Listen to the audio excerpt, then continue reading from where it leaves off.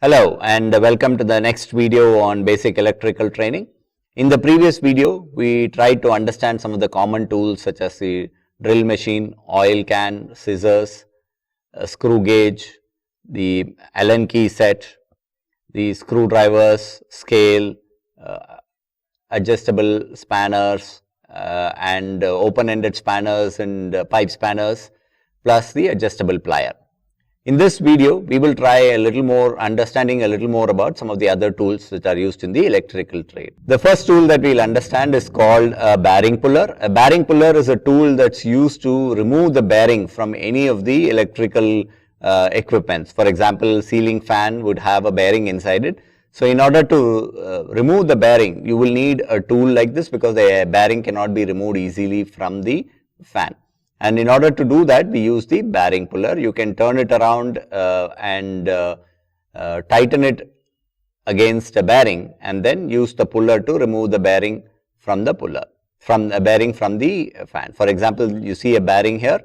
In order to you place it on top and then you put the small shaft in between. So once you put this in and tighten it, this will spread apart, and by spreading apart it will hold on to the bearing inside and we will be able to pull the bearing out using the bearing puller. There are other types of bearing pullers also. So this is commonly used when you need to pull out the bearing from a shaft. So these are used where the shaft and bearing are together, and there are different types of bearing pullers that come with 2 legs and 3 legs which are commonly used to remove bearing from any of the electrical equipments. We will try and understand about this in some of the future videos while we are doing motor winding. The next tool is a hammer. Hammer is commonly used to hit nails, or there are different weights of hammer that we commonly come across. This is a heavier version hammer. This is a hacksaw frame and a hacksaw blade. This is used to cut any of the iron items, and for which we use the hacksaw blade and hacksaw frame. Now you hold it on the one side and you can rub it on the item to cut it out.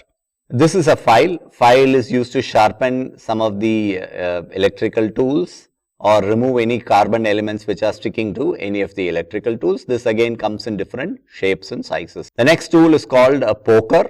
As the name says, this is used to create a hole in any component. This is a ring spanner. This is also like a spanner, only difference is that the ends are like a ring. This is again used to open nuts and bolts while you are working on electrical trade, and this again comes in multiple sizes. The next spanner is called a T spanner because this is in the form of a T. This again has a small pipe like formation in the bottom which is placed on a nut or a bolt, and you can use that to open or tighten nuts, bolts. Because this is in the form of a T, it's called a T spanner. The next tool is called as a chisel. This is used to cut or break any metal item, or to cut any winding wire or any of that. We use the chisel. Now apart from that, there are some pliers that you can see. The first one is called a combination plier. The combination plier can be used to again open nut or a bolt. Normally nut bolts is better to be opened using a spanner. However, in cases where it is too tight and the spanner is unable to do it, you can use the combination plier also. The combination plier can also be used to cut wires also, because normally this has a cutter also in between. So you can place the wire in between and you can cut the wire while you're working on electrical trade. The other type of plier is called a nose plier because typically the end is like a nose, and this plier is used where your normal combination plier, in places where the normal combination plier cannot reach, we use the nose plier. The next tool is called a wire cutter. This is used to typically cut wires while you're working on electrical trade. This is a very common requirement that you may need to do, and you can use the wire cutter to cut out wires. Now all these tools, as you can see, have an insulation on top. This is to ensure that you are able to hold it properly without fear of any electrical shock. The next tool is called a clamp meter. It is also called a digital multimeter with a tongue tester also. It's called a clamp meter or a tongue tester because the top portion of this looks like a tongue or a clamp, and that's why it's called a clamp meter. It also has a digital multimeter with 2 probes attached to it. So, similar to the multimeter that we saw in one of the earlier courses.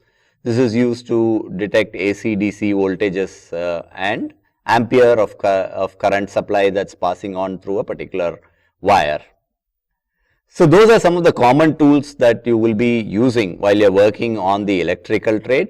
Try and look through each of them and understand each of them very well before you start working on any of the electrical repairing work. Thank you very much.